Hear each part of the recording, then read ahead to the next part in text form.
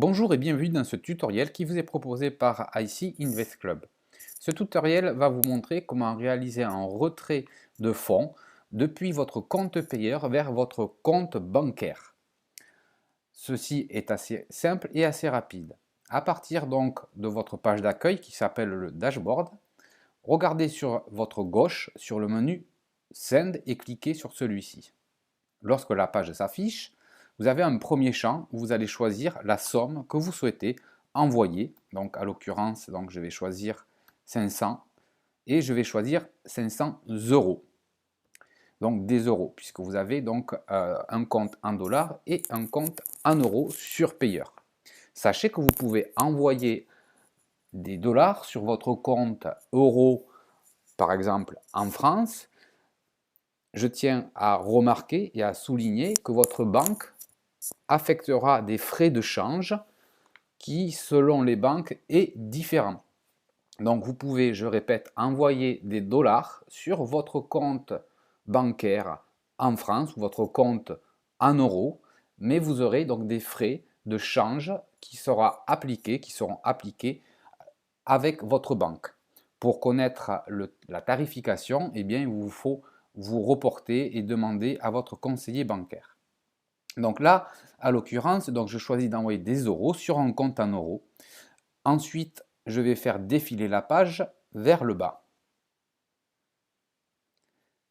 Et là, vous allez donc choisir banque transfert donc en euros, puisque nous sommes en zone CEPA, Express Wire Transfer en euros. Vous voyez donc le détail des frais, donc il y a 2,9% de frais, 0,2% donc qui est la plateforme de frais, hein, et la somme minimum que l'on peut virer est de 50 dollars. Au final, vous avez sur la partie de droite donc la somme précise qui arrivera sur votre compte, c'est-à-dire 470 euros et 90 centimes. Cliquez ensuite sur le bouton Send. Donc lorsque le formulaire que vous voyez devant vous s'affiche, vous avez le résumé de votre virement qui n'est pas encore finalisé. La somme que vous avez demandée, donc 500 euros, la somme exacte que vous recevrez sur votre compte. Ensuite, donc, vous allez indiquer votre numéro de compte qui correspond en fait à l'IBAN. Pour des raisons de confidentialité, ces données seront masquées. Dans le deuxième champ, Beneficiary Name, vous indiquez bien le nom de votre compte, c'est-à-dire votre nom personnel.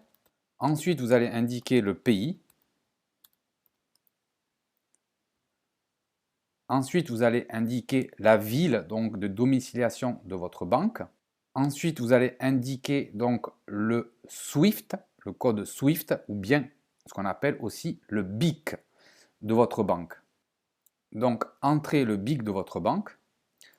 Le dernier champ, tout simplement, vous allez entrer le nom de votre banque.